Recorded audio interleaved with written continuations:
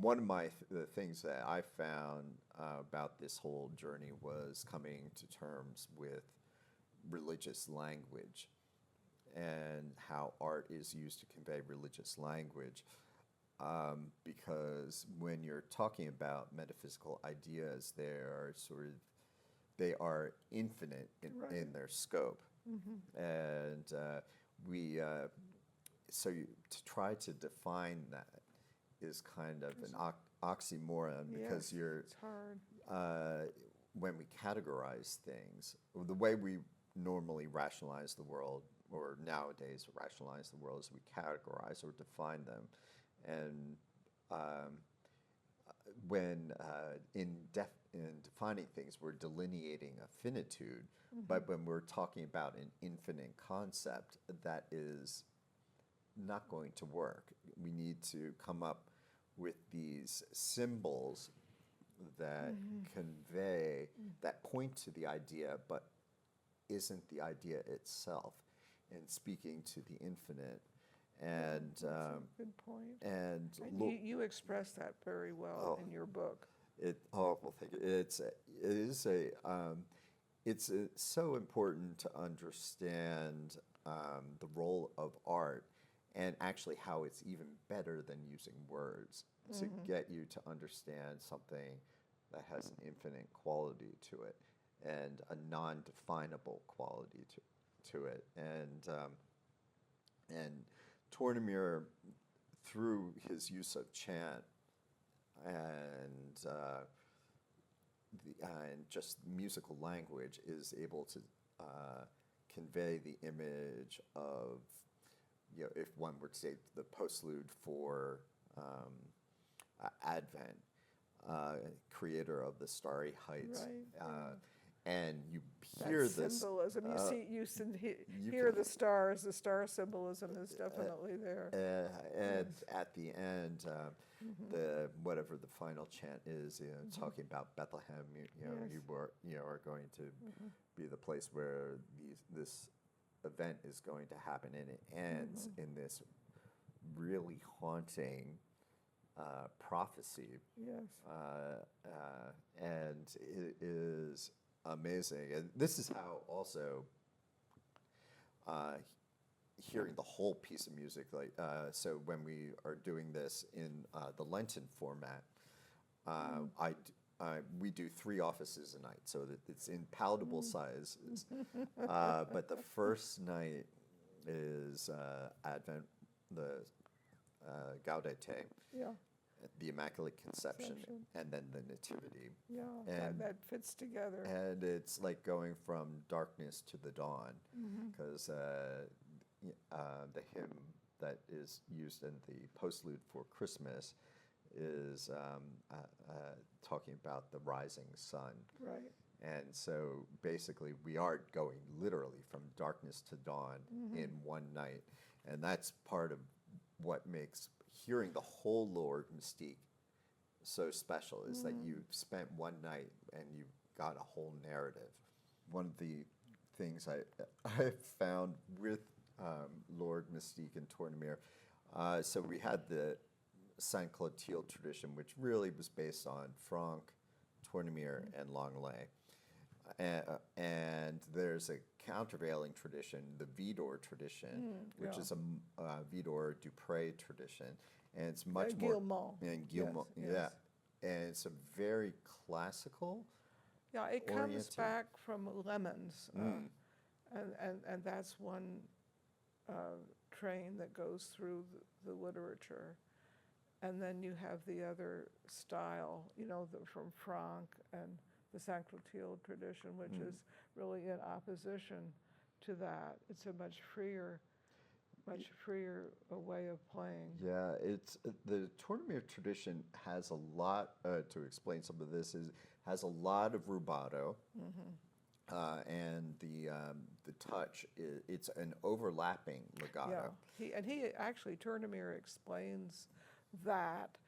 I mentioned earlier about our wonderful organ in the chapel, and Tournemire wrote this book on improvisation, and in the beginning, he discusses various types of organs, and also the touches. That's where, in that book, he talks about that. It's and this is not the tradition that won. Right, yeah. So when we are, for non-organists that might be listening, we went through after the war this thing called the Orgelbewegung, which was a restoration of a lot of classical instruments, Baroque instruments, things from the time of Bach. And with that came music theories on how organ playing was done at the time of Bach. Yeah. And there was a lot more detachment between the notes. There was no rubato. You might as well, just glue the metronome to the music rack and turn it on, because it's the Tournemire tradition is totally against that. And the other thing is when we look at Lord Mystique, you have to keep in mind Gregorian rhythm, which is very, very subtle. This idea of duplets and triplets, and so you're constantly flowing between these things, and they're not necessarily written in. You just have to have that Gregorian sort of mindset. And I had to do a master class with someone who will remain anonymous, or play for a master class. And this person had never played the piece that I was doing. And they were getting out the metronome and telling me to play with more detachment. And I had to sit there and just grit my teeth because everything this person was telling me was not what you correct. Understood. And I know where she got it from, because we were all brought up along the lines of the Orgelbewegung and the Vidor Dupre tradition, which is a classical tradition, and it was reacting against sort of this what could be overindulgent romanticism, where it's kind of gushy and not intellectual. The Dupre did an edition of César Franck's chorales, and in the opening, he said, he really sort of lambasts Franck. And he once said that all you need to play Franck is a metronome in your right pocket and a metronome in your left pocket. I forgot that. and it drove Dupre's approach drove Tournemire and, from what I understand, Langlais crazy, because But Langlais did pay homage to Dupre in saying what Dupre taught me was the discipline of, well, first of all, it's really interesting, Langlais being blind. A lot of blind people, when they play, they move around a lot. And Dupre taught him that you weren't allowed to do that. You had to sit immobile at the console, and Dupre was very strict about that, and so you could see Langlais follow that, because he learned that from Dupre. And actually, Dupre wrote a lot of really interesting music. I think actually as a teacher, he was a better call than Tournemire. Yeah. I think Tournemire's volatility and much. Well, when you're a student, you really need to learn technique. Yes. And Tournemire would have focused more on artistic and religious principles. That's right. And you need to learn to play first, and that's it. And Dupre was, I have to admit it, probably a better call. Right. Well, I had a month of lessons with Dupre. I went out to Meudon, his home there, and he was.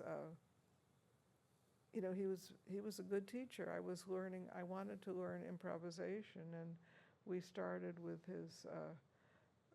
his book on, which was the harmonization of the scales, and he was very particular about how the scales were harmonized, and actually I still use that in my teaching and find that that's very useful. So Dupré had a lot of very good ideas. Well, One of the things that has made me a little sad in looking at the main recitalists that we have in our country, in 1933, Tournemire did a series of recordings at Saint Clotilde of several improvisations, one based on the Easter sequence, the Victime Pascale, and Duraflé transcribed that, and that's the piece that, it's a very showy piece, and a lot of people play that, and that's all they know of Tournemire, and it's not, there's a great difference between that written down improvisation and what Tournemire spent a great deal of time composing. The other, with those, so there were 5 improvisations. The most famous is Victime Pascale. There's the Te Deum. That's right. And then the Ave Maris Stella. That. Is that your favorite? That's my favorite. Then there are 2 generically named, like a Petite Rhapsody and is it Cantilene or something like that. And they're actually based on Gregorian chant too. One is the Communion for Easter. Oh, really? He recorded that on the same day, so he basically flipped the page of the Liber. Oh, interesting. And then the other one is the introit for like the 11th Sunday of Pentecost. I didn't know that. But the titles are so obscure Yeah. that they just called them musical, gave them musical terms Right. rather than tell them What it was based on. And it is a shame that his compositions aren't played often. But on the flip side, it's nice that what Duraflé did was at least he was able to keep the name of Tournemire alive. He was very devoted. He had actually studied with Tournemire and was very devoted to him. Yes. Well, and thank you for help putting this all together, because in the end, hopefully people will start exploring Lord Mystique. Yeah, well, what's interesting is that, with YouTube, it's all available. Everything is on YouTube. And then, as I wrote in the review of your book, the whole Lord Mystique is available it's in the public domain, and so you can download any of these offices, which is very useful. Yes, Tournemire really does need to be looked at much more seriously, because in doing Lord Mystique, it taught me how to be a better church musician. And at this point in my life, I really do not do pieces that don't have some sort of religious narrative going on. It's not music for music's sake. Yeah. And then the idea of creating a liturgical year that has a big picture. Even though we're playing many composers, you are creating your own Lord Mystique through your repertoire. Right. And so I think it is something that really everybody should experience, and every organist should have a number of these under their belt. Well, you can tell we're great champions of the Saint Clotilde tradition, and I thank you for coming here and doing this interview, and many thanks to our friend Don Mao for having this. Great. Well, thank you very much. Thank you.